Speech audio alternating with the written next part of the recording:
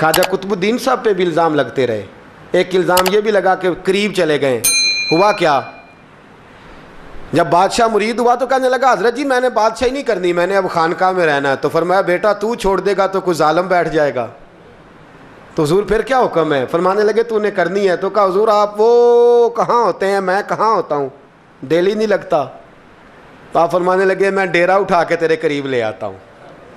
خواجہ صاحب 1 کلومیٹر کے فاصلے پر ڈیرا اٹھا کے لے آئے. فرمانے لگے میں تیری تربیت کرتا رہوں گا, تو مخلوق کا بھلا کرتے رہنا. صلی اللہ علیہ, تو حضور کی امت کا اللہ اکبر. وہ قریب, اس وقت بھی لوگوں نے بڑی باتیں کی کہ دیکھو جی بادشاہ تھا نا تو پیر صاحب بھی نیڑے آ گئے. لوگ دیکھتے نہیں کہ اصل بات کیا ہے. خیر وقت گزر گیا, بادشاہی مرید ہو گیا, تو پھر دلی سارے میں اسلام, اتنا عدل انصاف, ہندوؤں کو بات پسند نہ آئی. انہوں نے کچھ مسلمان خرید لیے. سلطان شمس الدین التمش بیٹھا ہے دربار میں, جاگ رہے ہیں نا آپ لوگ, سب کہیے صلی اللہ علیہ. بڑی غور سے سننے والی بات. ایک دن سلطان شمس الدین تمش دربار میں بیٹھا ہے, قاضی عدالت بھی بیٹھے ہیں, مقدمات سنے جا رہے ہیں. باہر سے رونے کی آواز آنے لگی, چیخنے چلانے کی. بی بی بیان کر رہی, کیا ہو گیا کیا ہو گیا. وہ ٹال لگے ہوتے تھے بادشاہوں کے, وہ بجنے لگے, زور ہونے لگا. بادشاہ نے کہا اس فریادی کو جلدی بلاؤ. وہ اندر عورت آئی تو چیخ چیخ کے رو رو کے اس نے اپنے کپڑے پھاڑ پھاڑ کے, برا حال, 2 مہینے کا بچہ. لوگ اس کی آہو زاری پر اس کی طرف متوجہ. بی بی کیا ہوا, پانی پلاؤ بٹھاؤ, کیا ہو گیا. کہنے لگی لٹ گئی, عزت برباد ہو گئی, تباہ کر دی گئی. میں کیا ہوا؟ کہنے لگی بادشاہ ایک شخص میرا غیر شرعی خامند بنا, پھر مجھے حمل ہوا, پھر میری گود میں یہ بچہ ہے 2 مہینے کا. اب گئی ہوں تو وہ کہتا ہے کہ میرا تو تیرے سے تعلق ہی کوئی نہیں.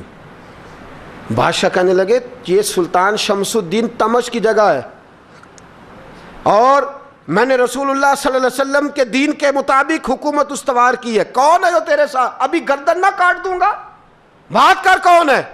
کہنے لگی تو کچھ بھی نہیں کرے گا, کوئی کچھ نہیں کر سکتا. لوگ کلمے چھوڑ کے بیٹھ گئے, توجہ ادھر ہو گئی. پراپوگنڈے بڑا اثر کرتے ہیں معاشرے پہ. رنگ ایسا عجیب ہے, انداز ایسا عجیب ہے. فرمایا بات تو کر. اس عورت کی آواز گونجی تو حالات ہی خراب ہو گئے. کہنے لگی بادشاہ حوصلہ پیدا کر سننے کا. کہا تو بات کر. کہنے لگی میرے گود میں جو بچہ ہے یہ قطب الدین بختیار کاکی کا ہے, یہ تیرے پیر کی ناجائز اولاد ہے. اٹھاؤ, پروفیسر سلیم چشتی نے PhD کی ہے, وہ لکھ رہے ہیں اس واقعے کو. تیرے پیر کا ناجائز بچہ ہے. ہاتھ کانپنے لگے بادشاہ کے. کہنے لگے یا اللہ کبھی تو قیامت برپا کر دے تو معاملہ ٹھیک ہو جائے, میں تیری زبان کھینچ دوں گا تیری گردن. تو نے بات کیسے کی؟ کہنے لگی میں نے کہا تھا نا تیرے اندر حوصلہ نہیں, میری عزت تار تار ہو گئی اور تو پیر بچا رہا ہے. اللہ اکبر. سلطان شمس الدین تمش آسمان کی طرف دیکھ کے کہنے لگے مولا مجھ مجرم کو جس کی برکت سے اٹھا کے تو نے مسجد میں پہنچایا, آج مجھے تو نے کس امتحان میں ڈال دیا. یہ کیا رنگ تو نے زندگی کا بنایا ہے. کہنے لگی بلا اسے, اڑا اب گردن. اللہ اکبر. خواجہ قطب الدین بختیار کاکی, ذرا اس جگہ پہ اپنے آپ کو کھڑا کر کے دیکھ میرے دوست. جو شخص دلی کے بازار میں نکلے تو دکانیں بند ہو جائیں, عورتیں گھروں میں گھس جائیں, جس کے نام پر چرچے ہوں دین کے, وہ شخص لاٹھی ٹکاتا ٹکاتا. عرس منانے آسان ہے, ڈھول ڈمکے کر کے گھروں کو جانا آسان ہے, پر ذرا ان کی راہوں کا مسافر تو بن انہوں نے انداز کیا اختیار کیا ہے. حضرت خواجہ قطب الدین بختیار کاکی, خبر پھیل گئی. اتنی شہرت پاکیزگی کی نہیں ہوئی تھی جتنی اس جرم کی ہوئی. لاٹھی ٹکاتے ٹکاتے جب پہنچے نا بادشاہ کے دربار میں, بادشاہ اٹھنے لگا, قاضی اٹھنے لگا, لوگ اٹھنے لگے, تو قطب الدین بختیار کاکی کی آنکھوں میں آنسو آئے. مانے لگے بیٹو بیٹھ جاؤ, آج میں پیر بن کے نہیں آیا, میں مجرم بن کے آیا.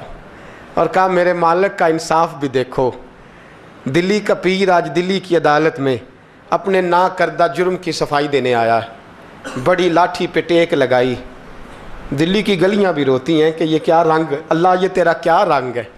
یہ تے میں گڈی تے ہاتھ ڈور سجن دے, ਉਹ ਜਿੰਜ ਰੱਖੇ ਉਂਝ ਰਹਿਣਾ, ਵਾਜਬ ਨਹੀਂ ਜੇ ਵਿੱਚ ਸ਼ਰੀਅਤ, ਮੰਦਾ ਖਸਮ ਨੂੰ ਕਹਿਣਾ, ਇਹ ਤਨ ਮੇਰਾ ਕੰਗੀ ਹੋਵੇ, ਮੈਂ ਜ਼ੁਲਫ ਸੱਜਣ ਦੀ ਵਾਵਾਂ, ਪੋਸ਼ ਮੇਰੇ ਦੀ ਜੁੱਤੀ ਬਣ ਜਾਏ, ਮੈਂ ਯਾਰ ਦੀ ਕਦਮੀ ਆਵਾਂ, ਮਾਰੋ ਮਾਰੋ ਮੈਨੂੰ ਮਾਰ ਮੁਕਾਓ, ਕੋਈ ਯੂਜ਼ਰ ਨਾ ਪੇਸ਼ ਲਿਆਵਾਂ, ਜੇ ਸੋਹਣਾ ਹੀ ਮੇਰੇ ਦੁੱਖ ਵਿੱਚ ਰਾਜ਼ੀ, ਜੇ ਸੋਹਣਾ ਹੀ ਮੇਰੇ ਦੁੱਖ ਵਿੱਚ ਰਾਜ਼ੀ, ਤੇ ਮੈਂ ਸੁੱਖ ਨੂੰ ਚੁੱਲ੍ਹੇ ਡਾਵਾਂ, ਪਰ ਯਾਰ ਫਰੀਦਾ ਜੇ ਕਦੀ ਮਿਲ ਪਏ ਸੋਹਣਾ,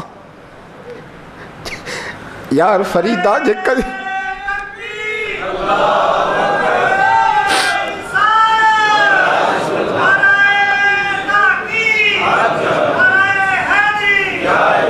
ਜੇ ਕਦੀ ਮਿਲ ਪਏ ਸੋਹਣਾ, ਬਸ ਉਹਨੂੰ ਰੋ ਰੋ ਹਾਲ ਸੁਣਾਵਾਂ। ਟੇਕ ਲਗਾਈ ਹੈ, कहने लगी बीबी बोल दे गवाही, कहने लगी बीबी रब जानता है, रब का रसूल जानता है, पर मैं तुझे नहीं जानता, तू कौन है।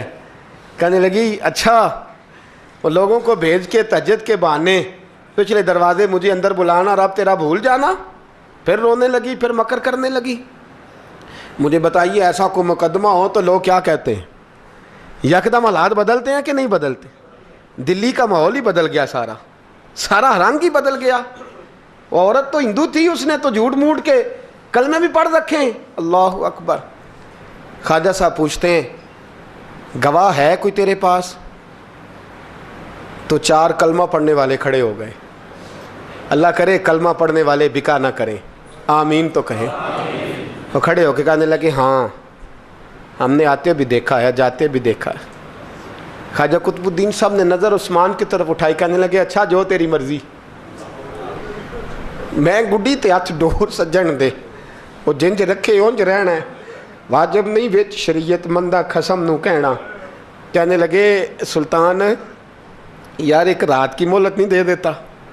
मैं सवेरे सुल्तान भी रो पड़ा कि पीर साहब मैं नौकर और मैं मोलते, अच्छा हुजूर जैसे मर्जी। बाहर निकले, खादम कहने लगा हुजूर सवारी पे बैठ जाएं। वो मानने लगे नहीं यार आज पैदल जाना है। इस दिल्ली के चौंकों ने मुझे बड़ी सलामियाँ दी है, ज़रा मैं देखूँ तो सही दिल्ली के बाज़ार मेरी रसवाई पे क्या कहते हैं। मुझे ज़रा ये पत्थर भी खाने दे, इनका जायका भी। पैदल गए, दुनिया सो गई तो दिल्ली के बादशाह ने अजमेर की तरफ मुँह किया। ख्वाजा मोइनुद्दीन हयात थे। बेखबर हो जो ग़ुलामों से वो आका क्या है, बेखबर हो जो ग़ुलामों से वो मुँह किया। कहने लगे मोइनुद्दीन मैं कोई लवारस तो नहीं ना, मैं कोई लवारस हूँ कि यहाँ जो मेरे साथ मर्जी हो जाए। तेरी मजबूरियाँ दुरुस्त, मगर तेरा वादा था साथ देने का वक्त आया है। मैं कोई लवारस नहीं कि अब तू अजमेर में बैठा रहे और मैं दुख सारा अकेले बर्दाश्त करूं। बुढ़ापे का मुझे भी पता है, कमज़ोरी का मुझे भी पता है, ज़ोफ़ का मुझे भी पता है, पर तत्ती थोड़े थकड़े खानदड़ियाँ, मैं भी तो तेरे नाम तो मुफ्त भी खानदड़ियाँ। मुझे भी तो पता है ना मनम गुलाम ने अली हैदरी यम कादरी यम तमज़ अहमद रज़ा खामी ज़नम। मैंने भी तो अपना नाम नहीं ना जपा, तेरा ही जपा है सारी ज़िंदगी। ये लफ्ज़ कहे, कहते मैं रोया। आँख लगी तो हज़रत ख्वाजा मोइनुद्दीन साहब ख्वाब में मिले। कहने लगे कुतुबुद्दीन मेरा इंतज़ार करना, मैं पहुँच रहा हूँ। मेरा इंतज़ार करना, मेरा इंतज़ार। क्या कहा मियाँ साहब ने? कहते हैं माली दा कम पानी देना, फल कच्चे होण या पक्के, ये पीर मुरीद दे सिर ते ही रहिंदा है, झूठे होण या सच्चे। मैं आया, फिक्र ना करना। हज़रत सवेरे उठे, फिर गए अदालत। फिर कहा ना भाई प्रोटोकॉल, मुजरमों का प्रोटोकॉल नहीं होता, मैं अकेला जाऊंगा। जिसके आगे पीछे नारे होते तने तनहा। 2-4 मिनट ज़्यादा ले लूँ आज आप हजरात। कहते मैं पहुंचा अदालत और जाके जब कहा ना कि हाँ जी हुजूर बताइए, गवाह भी खिलाफ है, मुकदमा बोलें। तो कहने लगे मुझे मेरे शेख ने हुक्म दिया है कि मेरा इंतज़ार करना। फिर वो जो बातें करने वाले थे कहने लगे जी कौन गया था अजमेर, कौन आया है वहाँ से, हमें रूहानी बातें ना बताई जाएं। यहाँ से तो एक दिन में पहुँचा नहीं जा सकता, ट्रेन भी 36 घंटे लेती है दिल्ली से जाने में। तो कहा यह कैसे हो सकता है, कोई रात को रात आपको खबर हो गई, आप केस को लंबा ना करें। बादशाह मुरीद है, लगता है कि ये रातों रात भगा देगा पीर को। اتنی باتیں خواجہ صاحب نے سنی. جب بے گناہ آدمی کو یہ باتیں سننی پڑتی ہیں پھر دل بڑا ٹوٹتا ہے, پھر بڑی تکلیف ہوتی ہے. حضرت کہنے لگے یارو تمہاری مرضی. شمس الدین تمش کی آواز گونجی, فرمایا جیسے انہوں نے کہا ویسے کیا جائے گا. 3 دن کے لیے عدالت برخاست کر دی جاتی ہے. چیم گوئیاں ہونے لگی, پھبتیاں کسی جانے لگی. تیسرے دن شام کا وعدہ تھا, چوتھے دن عدالت جانا تھا. قطب الدین بختیار کاکی کے پاس لوگ آ کے افسوس کرتے تو آپ بولتے نہیں. یہاں تو لوگ صفائیاں دیتے ہیں, بولتے نہیں. فرماتے یار میں گڈی تے ہاتھ ڈور سجن دے, وہ جینج رکھے میں اونج ہی رہنا ہے, جیسے اس کی مرضی ویسے. جیڑیاں گڈیاں آپ پہ اڈیاں ہو نہ چڑھن اونچائیاں, وہی گڈیاں اونچیاں اڈیاں جڑیاں سائیاں آپ چڑھائیاں. فرمایا ٹھیک ہے جیسے وہ رکھے میں راضی ہوں. اللہ اکبر.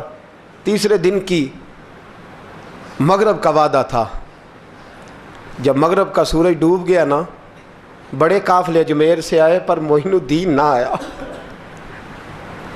وعدہ کیا تھا یار نے آؤں گا دن ڈھلے. وہ خواجہ غلام فرید صاحب رحمۃ اللہ تعالیٰ علیہ فرمایا کرتے تھے نا, کوا کھانے لگا آنکھیں تو کہنے لگے کاغا اے تن سارا ہی کھائیو, میرا چن چن کھائیو ماس, میرے 2 نین نہ کھائیو, مینو پیا ملن دی آس. نے کہا سارا کھا جا, آنکھیں چھوڑ دے. اس نے کہا تھا میں آؤں گا, انتظار لمبا ہو گیا ہے پر میری امید تو نہیں نہ ٹوٹی. مغرب کی اذان ہوئی تو لوگ کہنے لگے لو جی اب بس ہو گئی. خواجہ قطب الدین صاحب نے اللہ اکبر کہہ کے مغرب کی جماعت جب میدان میں کھڑی کی تو اپنی بھی چیخ نکل گئی, آئی نہیں. لیکن جب نماز کا سلام پھیرا تو خواجہ معین الدین صاحب کی 2 رکعتیں ابھی باقی تھیں.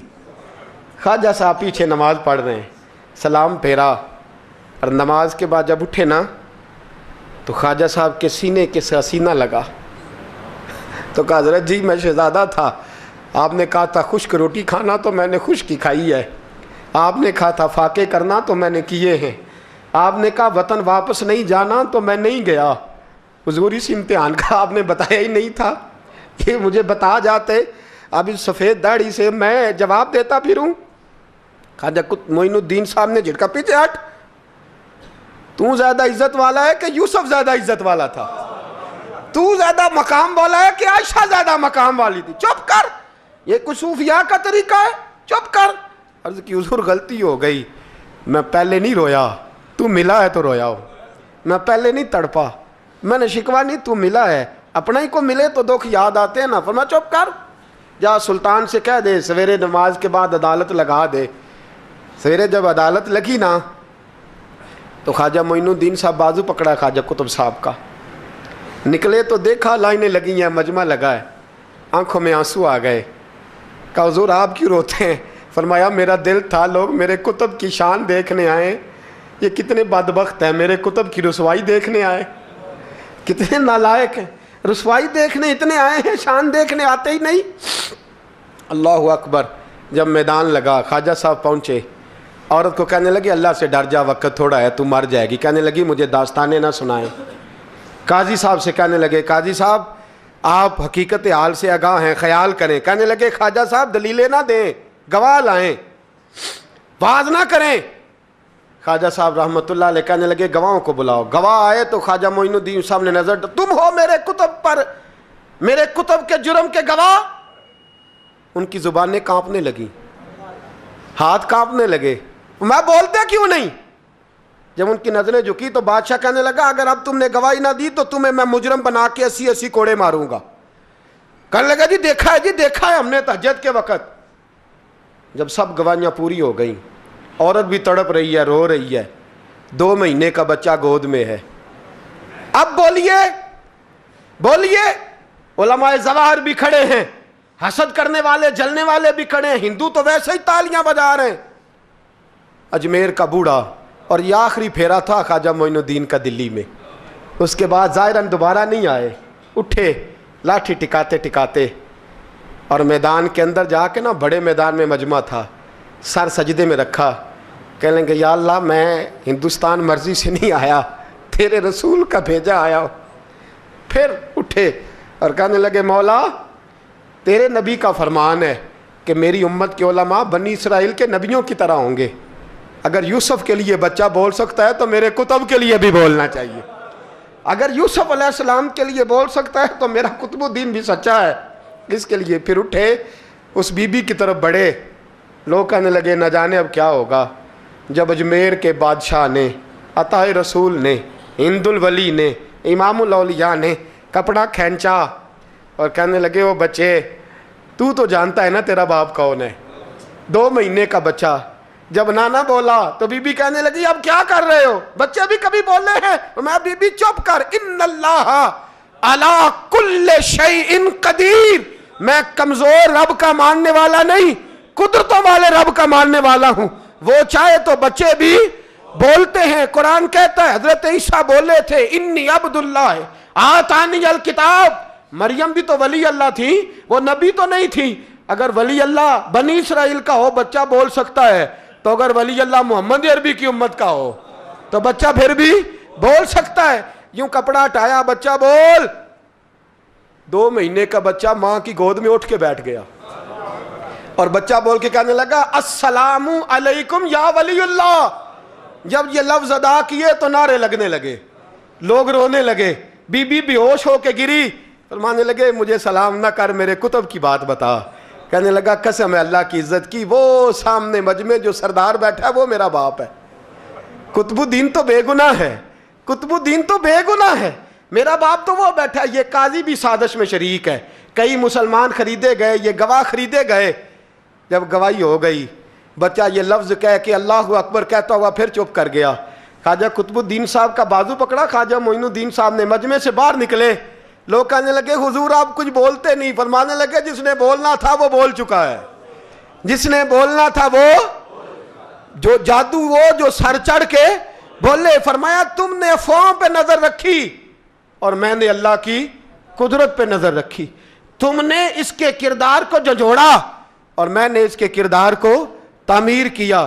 حضرت سلطان شمس الدین تمش بھی پیچھے دوڑے, کہا حضور کہاں لے جا رہے ہو. فرمایا کتب میرا ہے, میں جمائر ساتھ لے کے جا رہا ہوں. اب میں نے اپنا بچہ تمہارے سپرد, اب میرے پاس رہے گا. تم نے ستایا میری اولاد کو, اب یہ میرے پاس رہے گا, میں نے نہیں تمہیں دینا. لوگ راہیں بچھا کے نظریں بچھا کے بیٹھ گئے, پاؤں میں گر گئے. کہنے لگے حضور ہمارے لیے نہیں, رسول اللہ کے دین کے لیے, ہمارے لیے نہیں, تعمیر شریعت کے لیے, ادائے سنت کے لیے چھوڑ جائیے. خواجہ صاحب کہنے لگے قطب الدین جا, تجھے چھوڑ کے جاتا ہوں, اب قیامت تک کوئی تیری رسوائی کی جرت نہیں کر سکے گا.